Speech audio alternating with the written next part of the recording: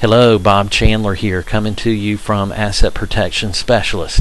If you recall, in our first video, I hypothesized where the stock market had detached from the real economy, and we went to 3 different commercial strip shopping centers showing where 80%, at least 80% of that space was vacant. Back at the top of the market in 06, 07, 08 time frame, that was not the case. Just about all that space was leased out. Here today, I'm hypothesizing again, or I'm making the case again, that we are in the biggest bubble maybe ever in the history of the world, and that being the U.S. bond market. What happens is the United States Treasury is holding bond auctions every month. And normally the foreign countries that we trade with, they would buy our bonds, but that is not going on anymore. In turn, the Federal Reserve is the one that's buying the U.S. government bonds now. In turn, we've got upward prices. The bonds have rallied, and the interest rates have come way down. Okay, so you will see here on this chart where the junk bonds, those that are pure speculation bonds, are at an all-time record low. Their yield is right at 5%. And what's happening is people are so hungry for interest rates so they can live off that interest income, they're willing to speculate. And in turn, these junk bonds have rallied to all-time highs. If you look here at the bottom of the chart, you'll see again that the interest rate is right around 5%. Okay, in this next chart here, if you look at the second chart that says the dot-com bubble, you'll see how the prices really accelerated to the upside. You'll also see exactly the same thing happened in the U.S. housing bubble. And if you look here, the final chart to the right, you can see the exact same parabolic rise has taken place in junk bonds. Alright, now you'll see here in this next chart the time period. Look at the third little chart over here from 2002 to 2004. And if you look there closely, you'll see where the interest rates, as a result of the Federal Reserve lowering interest rates on those 90-day T-bills to 1%, you can see that there was a negative interest rate at that time, and that was Greenspan's approach to getting the market kick-started again. If you look at the next chart over on this slide, you'll see 2009 time period until now. Those interest rates back in 2011, where it was a negative interest rate at one point of 4%, where in 2002 it was a negative interest rate of 2%. And we've rallied from that negative 4% up to the negative 2% still. Okay, you can see on this next chart it shows several more years, and you'll see here over on the far right hand side where the interest rates, the last time they were this negative, if you go back all the way to 1975 or 76 here on the left. If you recall, we had massive inflation during that time period, and it was a result of these negative interest rates. And it was at that time that Paul Volcker, then the Federal Reserve Chairman, had to raise interest rates all the way to 16% to get the inflation under control. Okay, this next chart you'll see here, this is the 10-year bond, and it goes back all the way to 1790, and which is a 220-year time frame approximately. And you will see here on the far right hand side that these interest rates are at an all-time record low. What we're witnessing right now, not only in the United States but across the globe, are historic lows in interest rates. This is not going to end well. This is massive speculation in the bond market. Just like the technology bubble didn't end well, just like the housing bubble did not end well, this bond market bubble, it's going to be 3 strikes and we're out. It is not going to end. Alright, this next chart you'll see here over on the left where the Federal Reserve back in 2007 had the interest rates at 5.25%. And then you'll see where they've lowered them all the way down to 0 to 0.25% in 2009. Again, this is going on over 4 years that they've had the interest rates at this level, soon to be 5 years. What we're seeing here is absolutely unprecedented. Alright, so you'll see back in about 2008, let's just say, the Federal Reserve, their balance sheet was around $800 billion. And at that time, they held U.S. government bonds that were rated AAA.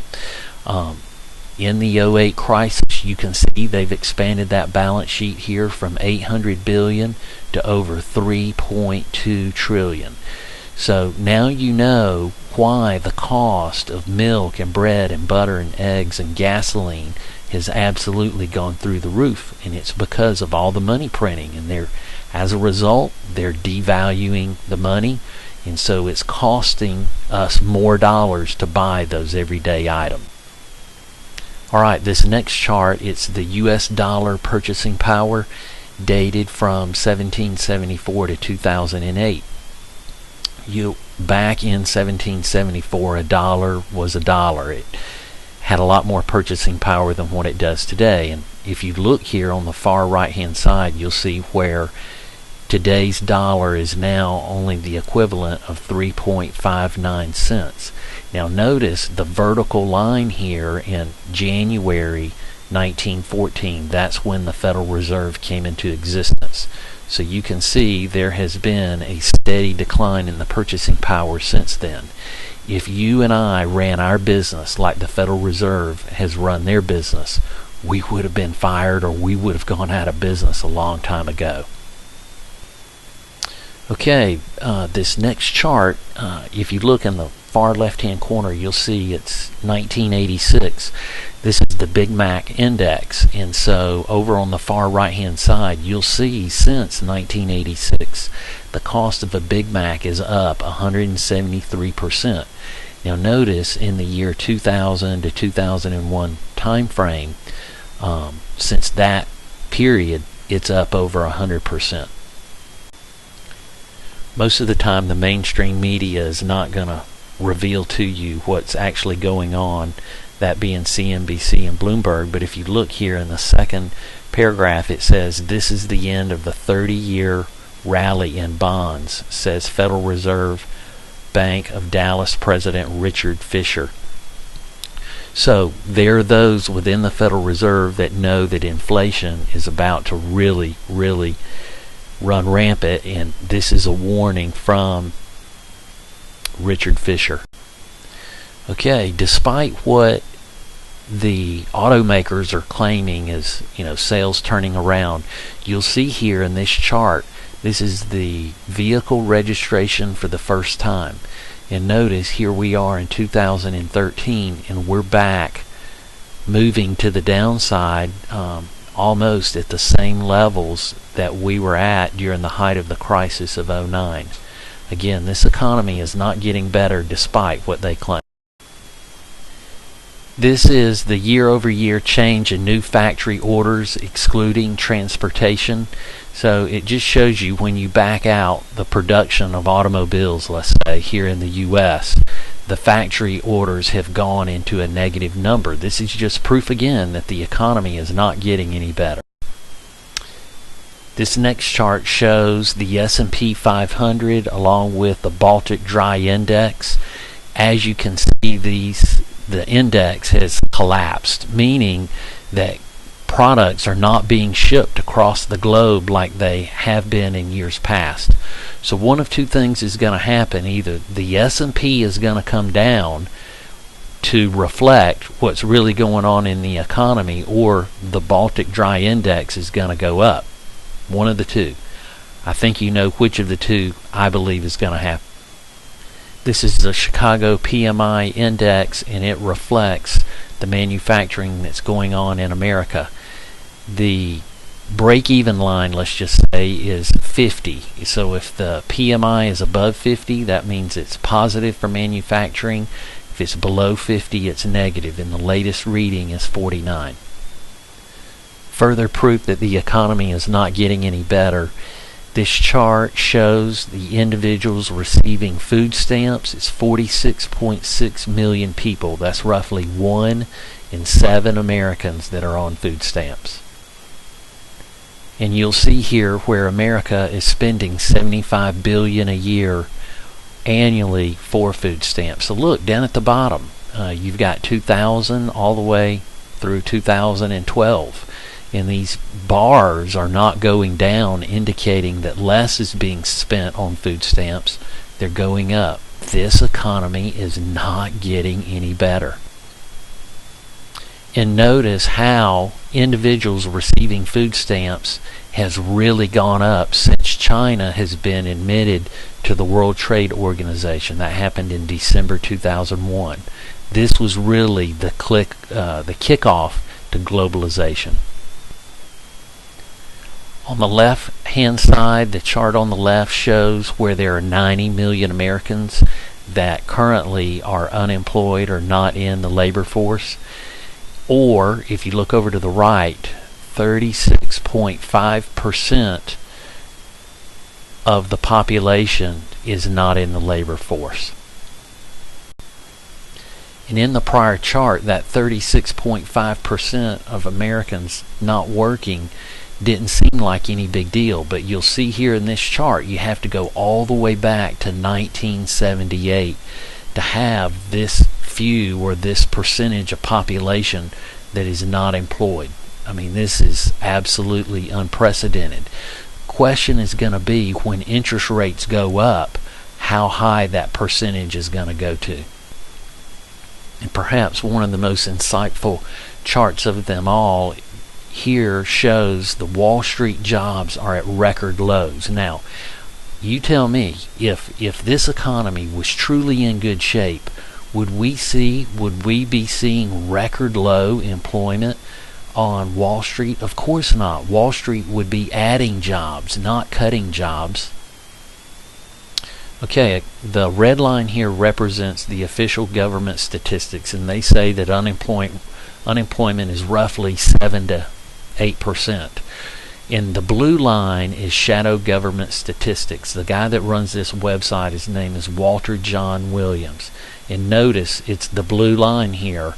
And according to his measures, which he's using the measures that predate the Clinton administration, that statistic, you can see the unemployment rate is over 20%. Alright, you'll see here this is the average hourly earnings year over year change, meaning the rate in which people are receiving pay increases. And you can see this number has come down steadily since 06-07. We did have a brief turn up, but now it has turned around and it's going back down. Here we have new home sales. You'll see where it peaked in 06. It went into a free fall. It bottomed, I'm going to say, in about 2009 or 10. And we have seen a little bit of an increase. What's going to be interesting to watch going forward is how this is going to react to rising interest rates. The following article is off Zero Hedge website, and you'll see here the headline says, Caterpillar North America sales collapse suggests U.S. economy back to the 2010 levels. Again, this is just further proof that the economy is not getting any better.